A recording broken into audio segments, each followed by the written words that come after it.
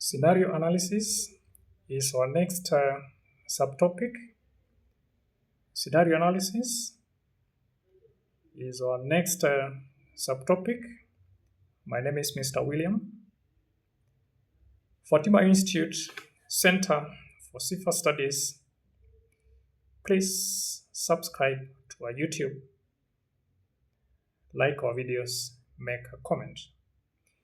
Scenario analysis is a problem-solving technique that looks at the possibility of changes in an entire set of variables affecting an investment decision.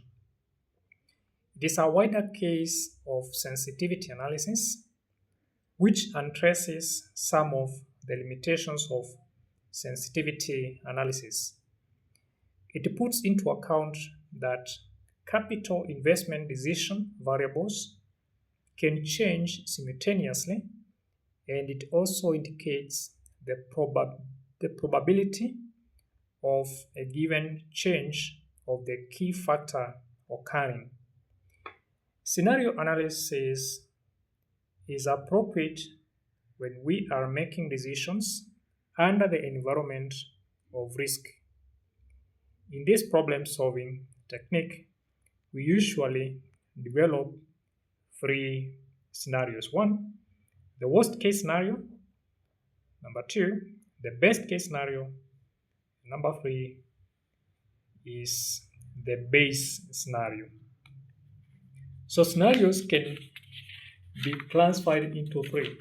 You can have the best case scenario. If the best happens, for example, if you have the highest profit, the worst can happen if your business reports losses. And the most likely scenario can also happen.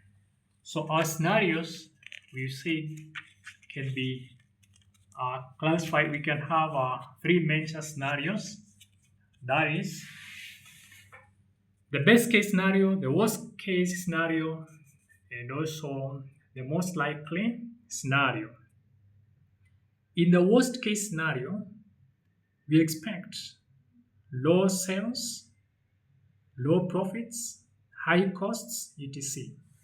The worst case scenario. In the best case scenario, we expect high sales, high profits, low costs, etc. In the best case scenario, the project will have a positive net present value, while in the worst case scenario, the project will have a negative net present value. Under the scenario analysis, the analyst will be evaluating the combinations effect of all the variables at a go. The manager will be presented with various set of circumstances to choose from, e.g., a bad set of circumstances where sales volume is low and operating costs is high, or a good set of circumstances where sales volume is high and operating costs is low. The net present value, expected net present values, and the standard deviation under each set of circumstances will be computed and compared with the base case, expected and average set of circumstances scenario. The higher the deviation from the base, the higher the risk. That's the explanation of what we expect. Then after that, we want to take an example illustration. We are told an organization has a project which costs shillings 1,500,000 and has a useful life of 5 years. The salvage value is shillings 200,000. The required rate of return is 11% and the tax rate is 30%. The following information has been given. Units. So we have expected level, low level, and higher level.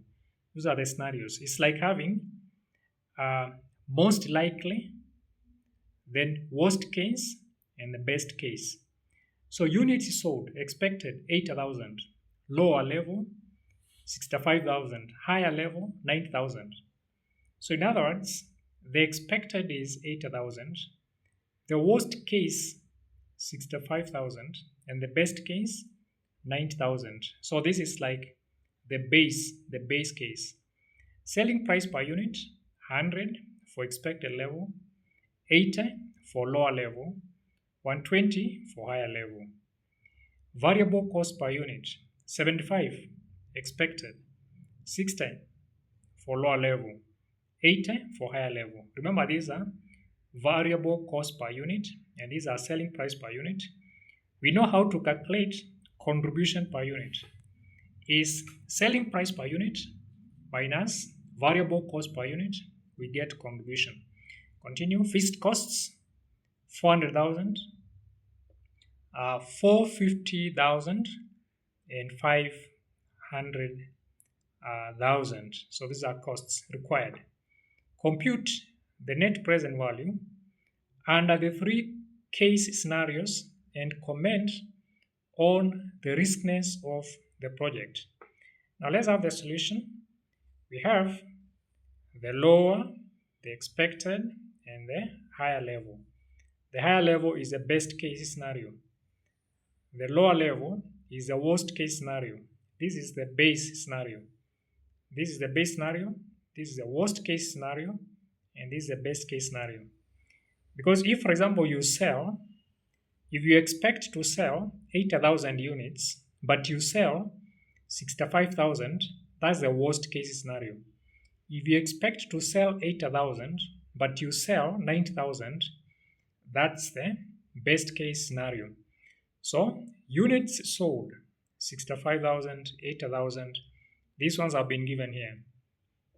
Then selling price per unit for lower is 80, this one, minus, that is for expected, is 100, this one here. For higher is 120, this one here. So selling price per unit, you minus variable cost per unit. For lower 60, this one, 60. For expected 75, this one. For higher 80, this one. Therefore, selling price per unit minus variable cost per unit, you get contribution. Once you get contribution, because you have contribution, you multiply the contribution by the units produced. 65 times 20, you get 1.3 million. 8,000 times 25, you get 2 million. 9,000 times 40, 3.6 million. So that is our total contribution. Total contribution will minus fixed cost. 450 is here. 400, this one here. And then 500, this one there.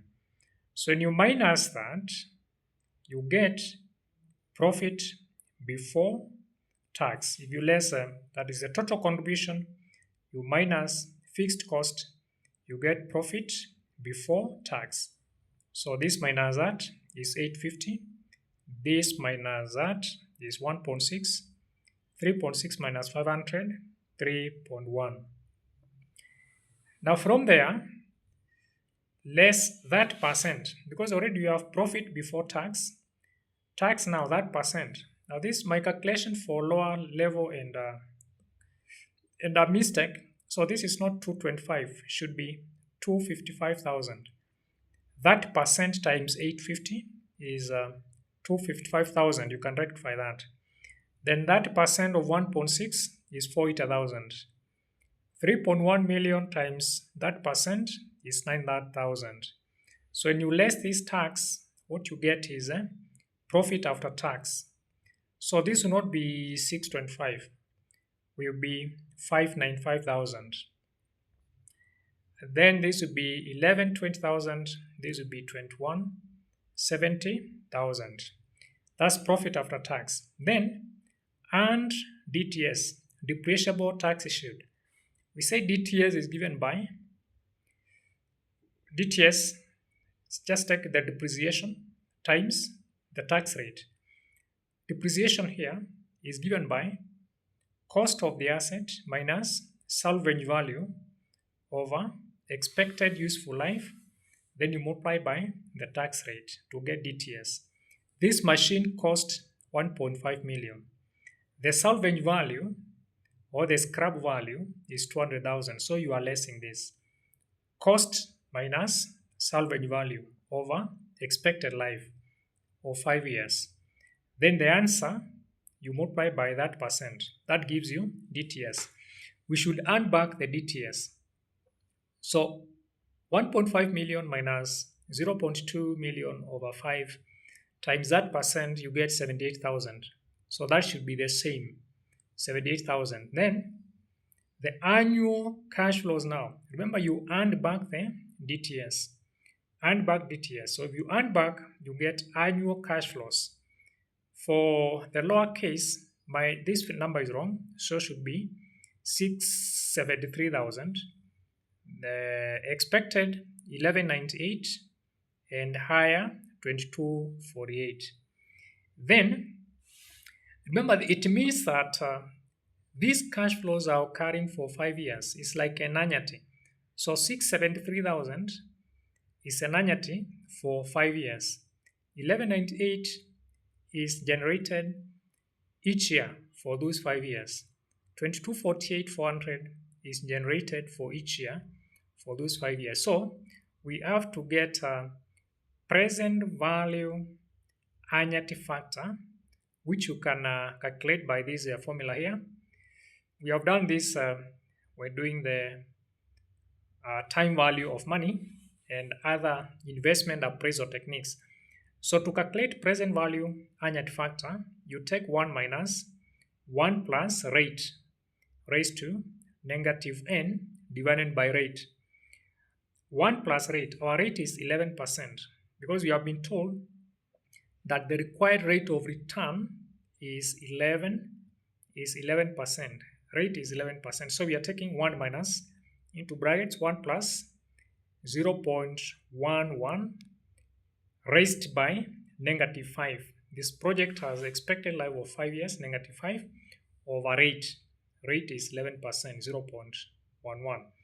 Then you get 3.6959. The same should be the same throughout. Then after that, you multiply this present value annuity factor by these cash flows up here. This by that and that by that. So what you get is these figures here. This one was wrong, so the correct figure should be this one, 2,483,341.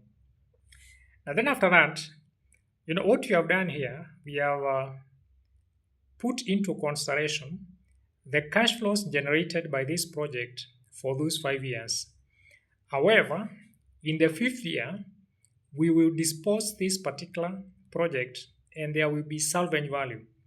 That salvage value is a lump sum figure. So what you do is that we calculate the present value of that lump sum figure, the 200,000 shillings that you will receive in the 5th year when you dispose that particular asset or project. So you can see here you're saying 1 plus r raised to negative 5, then you multiply by this salvage value. So there are 2 cash flows here. One, cash flows which are in terms of annuities. This project for 5 years will be generating these figures, 673, the other scenario 1198, the other scenario 2248. So you need to calculate the present values of those figures, having in mind that those figures are annuities. Then don't forget that by the end of the economic life, the salvage value of 200,000, we should calculate the present value of this figure, whereby you say 1 plus r raised to negative n. In this case, our n is negative 5. So once you do that, these are the figures that you get: 118,690, 118,690, 118,690. So these figures here, you earned these cash flows here. This present value of the salvage value, you earn the other cash flows here. These figures are generated by the machine or the project for those 5 years, and then you earned the cash flow coming from the salvage value. And then you have the present value of the cash inflows. So we have these figures here. So this figure will be, the correct figure should be this one. These ones are okay, and that one is okay. And then you less the initial capital outlay. Less the initial capital outlay. The machine or the project cost you 1.5 million. You are lessing that. So this minus that. My figure will be this 11,060, that one. The others are okay. 45, 46, 338 minus 1.5, you get this. 84, 27, 073 minus 1.5, you get this. So these are the net present values. Now, once you get those net present values, because you'll be now comparing the change in terms of percentage from expected to the lower or to the worst case scenario, and then from the expected to the higher or to the best case scenario. What is the percentage change? You'll be taking the base case. The base case compare with the worst case scenario. My worst case scenario here is the lower, and then the best case scenario here, the higher. So compare the percentage change. So note this figure as I open the next page. Note 1106 over 1 is the lower expected base or the base case, that 46,378, the higher level or the base case 6927. So note that somewhere. Then from the other page, you'll be able to see what I have done. Now I've rectified because my lower case and a small error. So what you do, percentage variation change, you take that 46,378, you minus, now this was that 46,378 was a base. You minus what? The lower scenario, 11,060 that one over the base. The base case times 100, you get 63%. Get 63%. Then compare base, you're only comparing the base case or the expected and the higher, and also the base case and the lower. Or in other words, you are asking yourself, if I have expected scenario, what will happen if I move on the worst case scenario? That is going to the lower scenario. Or what will happen if I'm in the expected scenario and I move to the higher scenario? That is, I go to the best case scenario. What will be the percentage change? So this is what we have done. So the first one we have gotten, that is comparing base versus lower scenario. I get 63%. Base versus higher, I get 1.7%. And I say this is a highly risky project. It's very risky because you can see if there is a deviation from what is expected to the worst case scenario, then that deviation is represented by the percentage variation of 63%. That's a big variation. That's a very big variation. The same here. If there is a variation from expected to the best case scenario, then we are talking about 1.7%. Therefore, this is a very risky project. So that is how we analyze scenario analysis. I'll present that analysis to you for the last. You can just review your question. You are told an organization has a project which costs shillings 1,500,000 and has a useful life of 5 years. The salvage value is 200,000 shillings. The required rate of return is 11% and the tax rate is that percent. The following information has been given. We have sales there, we have selling price per unit, variable cost per unit, and the fixed cost. Then required, compute the net present value under the 3 case scenarios and comment on the riskiness of the project. So note that we can only have 3 scenarios. Expected, which is also known as the base case, lower or worst case scenario. So the best to have it is a base case scenario, worst case scenario, and the best case scenario. Then note here in this question, the selling price per unit minus variable cost per unit gives us contribution. So that contribution per unit you multiply by the unit sales in units, then you less the fixed cost. So arrange your workings that way. The solution, you can see what you have done. Make a follow-up. For lower level, that is my first column, and small computational error. Instead of 255,000, we wrote 225,000. So most of the figures there for lower level, from where we have less tax, those writings by using a biro, where we have used a biro, those are the correct figures, have been corrected there.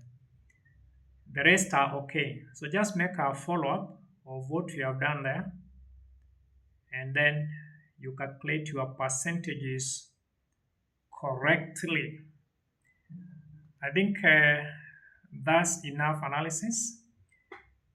In case you need any assistance from our side, my contacts are there: 0727 87 10 93. My name is Mr. William, Fatima Institute, Center for CIFA Studies. Remember to subscribe to our video, like our video, make a comment. In case you need any help, feel free to call. We have physical classes. We also have online classes. We also have online classes as well as physical classes. So if you need any help concerning any subject, especially in management or business related courses, we mostly deal with business related courses. Whether you are taking a diploma or a certificate or a degree or a master's, you feel free, contact us. We are based in Thika town. You can call us for inquiries. I'm also a publisher. I have written so many books, including this one that we are revising here, or including this one that we are using here. Advanced Financial Management. If you are doing financial management and you need a good book, then this is the best. This is the best that I have written. This is the best book that I have written. If you need a good book for financial management or advanced financial management, you can again call my number as it appears on the footnote 0727 87 1093. I will supply you with those materials for your reading. So you can just try to look at your question there. You go through the question, understand all what you have done there. Remember, this is a scenario analysis, and in scenario analysis is a special case of what if analysis. What if analysis. So this is a special case of what if analysis, which is also called sensitivity analysis. Sensitivity analysis is also called what if analysis. So scenario analysis is a special case of sensitivity analysis. I will be taking sensitivity analysis tomorrow. So that class for sensitivity analysis, you'll be having it tomorrow morning. So if you are attending class tomorrow, the online classes for tomorrow, you'll be having the sensitivity analysis discussion there. You can as well get it in our YouTube. I will as well upload that particular lesson for sensitivity analysis, which is quite interesting subject or topic in advanced financial management.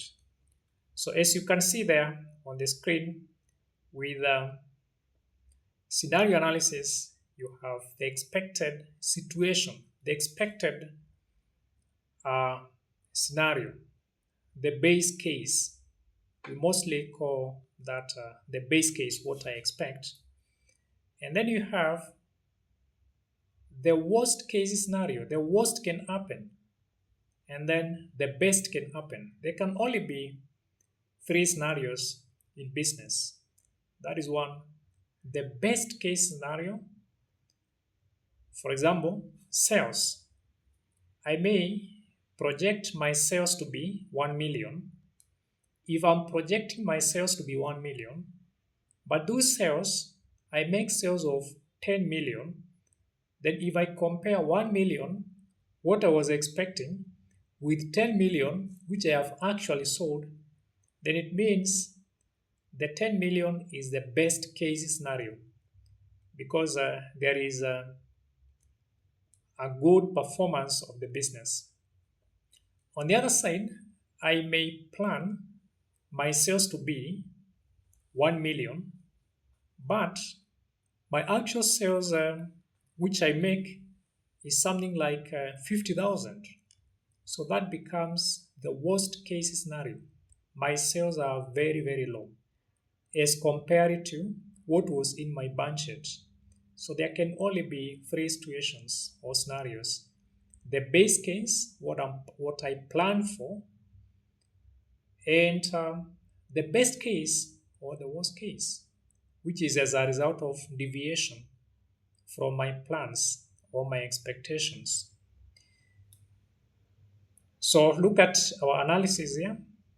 Also, some concepts here in this question, you need knowledge from previous discussions which we have done. Like here I can see we have the DTS, the concept of depreciable tax shield. If you have not been following our lessons, you can just go to our YouTube, Fatima Institute. You find our lessons about DTS when we are doing investment appraisal techniques. So DTS, things like annuity cash flows and present value interest factors and annuity factors. And then the aspect of selling price minus variable cost per unit, you get contribution. That contribution you multiply by the unit is sold. Again, that is quite important and that is quite good as a student. So make a follow-up of all what you are doing, and then next time or next class we'll be taking sensitivity analysis. So have a good day. My name is Mr. William. Thank you for watching and keep uh, in touch with what we are doing in our institution, Fatima Institute Center for CIFA Studies. Thank you. Till we meet again.